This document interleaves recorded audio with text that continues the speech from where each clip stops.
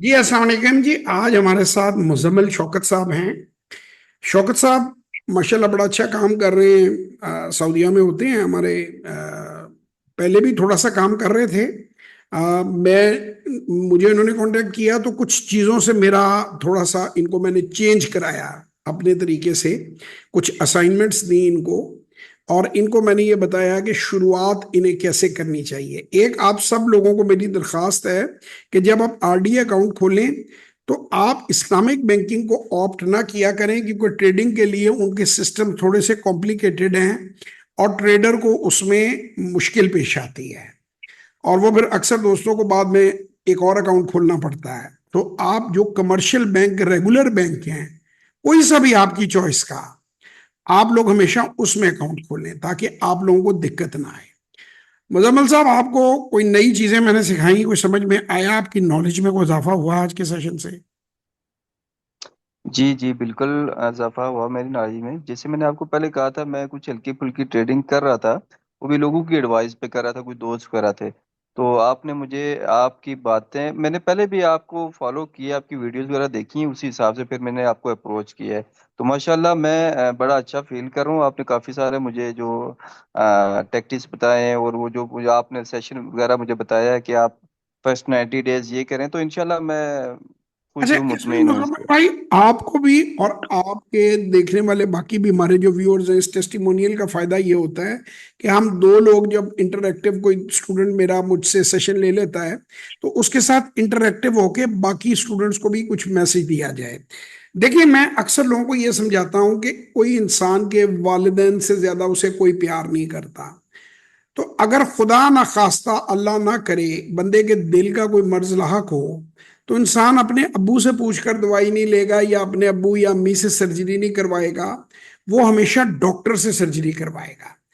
तो अक्सर ओवरसीज पाकिस्तानी हमारे जो हैं वो गलती एक ही करते हैं, बल्कि लोकल भी करते हैं जो पाकिस्तान में हैं, कि वो अपना बचपन का जो दोस्त होता है ना, उनका लंगोटिया दोस्त होता है, उनका बिल्लू होता है या उनका जिमी होता है, वो जो जिसके साथ वो शरारतें करते रहे होते हैं, जिसके साथ वो कबाब खाए होते हैं उन्होंने थड़ों पे बैठ के, वो बंदा आपके साथ बिल्कुल सिंसेयर होगा।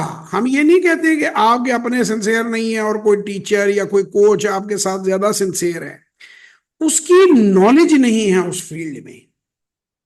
मुझे याद है कि एक बार मेरे घर का गटर बड़ी बुरी तरह चोक हो गया और मैं अपनी तमाम तर तालीम के बावजूद उसको खुलवाने में कामयाब नहीं हुआ। तो एक स्पेशलिस्ट उसको खोलने वाला, हालांकि कितनी मामूली जॉब है गटर खोलना, लेकिन उसने वो कपड़ा सा बांध के उसने को जो दो टेक्निकें लगाई तो वो 5 मिनट के अंदर जो है उसने वो खोल दिया, वो मेन पाइपलाइन जो थी। तो बात ये नहीं है, मैं ये नहीं कह रहा कि वो कि इल्म जो होता है ना, वो जो जिस बंदे का, जैसे आप कोई भी वेल्डिंग नहीं कर सकते, मैं तो वेल्डिंग नहीं कर सकता, मुझे इतराफ है। हालांकि वेल्डर कितने पैसे, 15 20 25 30 हजार रुपये महीना कमाता होगा, मैं नहीं वेल्डिंग कर सकता। मैं अपनी गाड़ी का इंजन नहीं ओवरऑल कर सकता, मैं नहीं डाल सकता उसके अंदर रिंग पिस्टन, हालांकि मैं खुद इंजीनियर हूं। तो मैं बात समझाने की कोशिश आप लोगों को ये कर रहा हूं कि किसी की सिंसेरिटी बाज दफा आपको ले डूबती है, कि वो आपके साथ तो सिंसियर है पर उसकी कैपेसिटी नहीं है ना, आपको वो बात समझाने की कैपेसिटी नहीं है। अपनी तरफ से वो शायद आपके लिए अच्छा करे, मगर उसका फैसला एम्पावर्ड ही नहीं है। मसलन जिन घरों में सही बात। औरतें फैसला करती हैं, मैंने उन घरों के अंदर कभी कामयाब होते लोगों को नहीं देखा। उसकी वजह जी यह है कि बिल्कुल। औरत का कभी वो एक्सपोजर हो ही नहीं सकता जो आदमी का है। भाई बंदा बाहर धक्के भी खा रहा है, लाइन में उसको लोग आगे पीछे भी कर रहे हैं, उससे मुंह मुलायजा भी कर रहे हैं, उससे उसको पता है कि दुनिया क्या है। तो वो तो एक खातून तो एक ओवर प्रोटेक्टिव एग्जेक्टिव लेवल पे हो सकता है वो बिहेव कर ले, लेकिन जो बिल्कुल रोड साइड है उसके डिसीजंस एम्पावर्ड ही नहीं है, उसको उस चीज का तजर्बा ही नहीं है। तो इस बात को मैं ऐसे कंक्लूड करूंगा कि opinion of 10,000 people is of no value if they know nothing about that profession. यानी 10,000 लोगों की राय उस प्रोफेशन के बारे में जीरो वैल्यू रखती है अगर उनका उस प्रोफेशन से कोई ताल्लुक नहीं। मसलन आप देखें, हमारे यहाँ क्रिकेट मैच हो रहा होता है, बाहर लोग बैठे, यार है कि इतनी आसान बॉल थी, ये इस पे हुक करता छिक्का था। भाई वो 11 बंदे तुमने सिलेक्ट करके भेजे हैं 25 करोड़ लोगों में से, और तुम बाहर बैठ, वो कहता मेरे मामू जी ने 4 साल से नौकरी नहीं मिल रही, वो टीवी पे एक मीम बनी हुई थी, वो बताते हैं कि सचिन तेंदुलकर को कैसे खेलना चाहिए। तो या और कई मामला है जिंदगी के ना, बड़े देखिए बाहर से बैठ के ओपिनियन दे देना ना बड़ा आसान होता है, और मार्केट के अंदर उतर कर काम करना बड़ा मुश्किल होता है। तो इस बात को याद रखें कि जिससे भी मशवरा लें, क्या उस बंदे की कैपेसिटी है। मेरे पास एक बंदा आया और उसने बड़ा भारी नुकसान किया हुआ था स्टॉक में। तो मैंने उसको कहा कि यार ये तुमने फैसले कैसे लिए, किसने तुम्हें ये गाइड किया। उसने कहा मेरे एक मामू है, उन्होंने 5 करोड़ रुपया लूज किया था मार्केट में।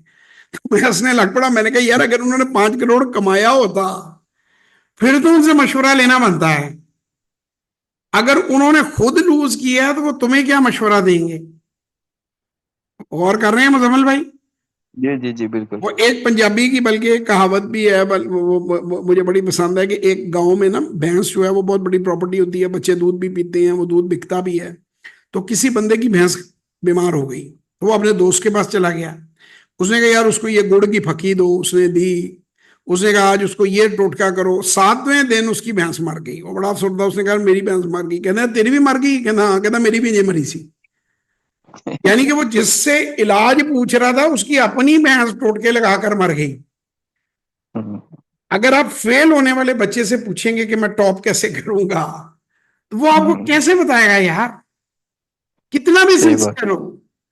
वो ये भी हो सकता। इसी तरह दूसरी बात मैं ओवरसीज बंदों को हाथ जोड़ के कहूंगा कि खुदा का वास्ता है बलोचिस्तान का पीछा छोड़ दो सब लोग। ये पहले बलोचिस्तान था, बलोचिस्तान से प्लॉटों का कब्रिस्तान बन गया है। देखें अगले 10 साल प्रॉपर्टी ने नहीं चढ़ना। आपकी प्रॉपर्टी ट्रांजैक्ट सिर्फ उन जगहों पे होगी जहां आप इमीडिएट घर बना सकते हैं, जहां दुकान आप खोल के ट्रेड कर सकते हैं, यानी सुबह दुकान खोल के माल रख के शटर उठाएं तो कारोबार चल सकता है। यानी कमर्शियल और रेंटेबल प्रॉपर्टीज, या जैसे सारी दुनिया में बड़े जाते हैं दुनिया से, और जब डिवीजन होती है तो घर हैं, 4 भाई हैं, उन्होंने लगा घर लेने हैं, तो वो ऐसी जगह पे लेंगे ना जहां इमीडिएटली वो घर बना सकते हैं। वो खेतों में तो नहीं लेंगे 20 किलोमीटर दूर। तो प्रॉपर्टी के अदर रीजंस थे, टैक्स में अनडॉक्यूमेंटेड इकोनॉमी थी, और ओवरसीज पाकिस्तानी सारा पैसा जो है उसने खेतों में लगा छोड़ा है।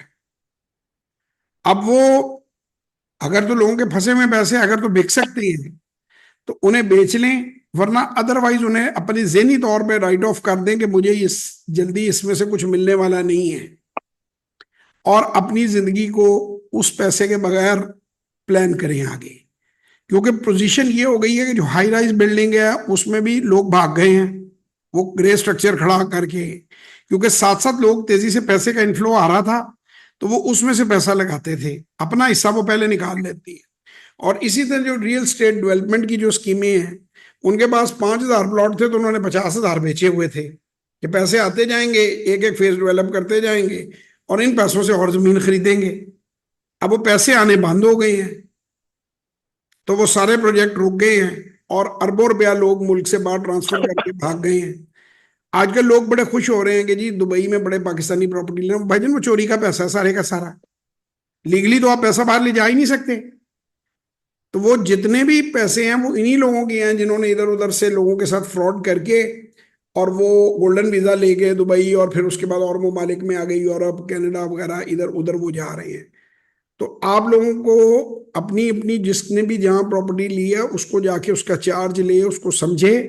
अभी अभी शुरू में बिक जाएगी, बाद में नहीं बिकेगी। मैंने कल परसों भी एक वीडियो में जिक्र किया था मुजम्मल भाई, एक टर्मिनोलॉजी यूज जी होती जी है स्टॉक मार्केट में भी, फाइनेंशियल मार्केट्स में भी, उसको कहते हैं टायर्ड अनलोडिंग। मसलन आप माशाल्लाह फिजिकली जवान आदमी है, फिट बंदे हैं, मैं आपको एक मन की बोरी जो है ना उठा दूं कंधे पे, और मैं कहूँ कि मुजम्मिल कितनी देर उठाओगे, आप जरा बड़क मार जाए कि जी मैं 2 घंटे उठाऊंगा। अब 30-40 मिनट्स के बाद आपकी हालत गैर होनी शुरू हो जाएगी, तो आप उसको थक हार के फेंक देंगे नीचे। इसी तरह फर्ज करें कि किसी आदमी का प्लॉट उसने या इन्वेस्टमेंट 5 करोड़ रुपया किया है। अब वो शुरू में कहता कोई नहीं यार मैं सब्र कर लूंगा, मेरी तो जमीन है, मुझे नुकसान नहीं होगा, जमीन में कभी घाटा नहीं पड़ता। अब 2 साल गुजरे, 4 साल गुजरे, किसी ने बच्चे की शादी करनी है, किसी ने बेटी को पढ़ने भेजना है, किसी के बच्चे ने मेडिकल में जाना है, पैसे की तो जरूरत सबको है। तो अब वो बार बार दुकान पे जा रहा है, उन्होंने कहा जी 4 करोड़ में वो बिक जाए, उसने कहा जी 4 में भी नहीं बिकती। फिर वो उसने उठाई हुई है बोरी, अब एंड हो गया हम्म। उसका। अब होल्ड करने की, एक इन्वेस्टमेंट को होल्ड करने की एक कैपेसिटी होती है ना।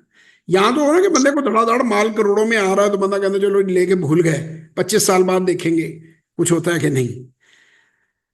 तो वो फिर जाता है और वो जाके कहता है जी पैसों की जरूरत है और मैंने ऑपरेशन कराना है, या मैंने ये मेरी मजबूरी है। तो वो कहते हैं जी 80 लाख लग रहा है या 60 लाख लग रहा है। तो मैंने लोगों को 5-5 करोड़ को 50-50, 60-60, 80-80 लाख में लिक्विडेट करते देखा है। तो इससे पहले कि वो हालात आए, आप लोग खुद, अगर आपसे कोई गलत डिसीजन हो जाए जिंदगी में, तो नॉर्मली तो बड़ा किसी पॉलिटिकल जमात के हिसाब से कहते थे यू टर्न लेना। तो मुझे आप बताएं, जी मोटरवे पे अगर आप एग्जिट मिस कर जाएंगे तो आप क्या करेंगे? मैं तो अगली एग्जिट से वापस दूसरी साइड से एंटर होऊंगा, और कोई ऑप्शन ही नहीं है।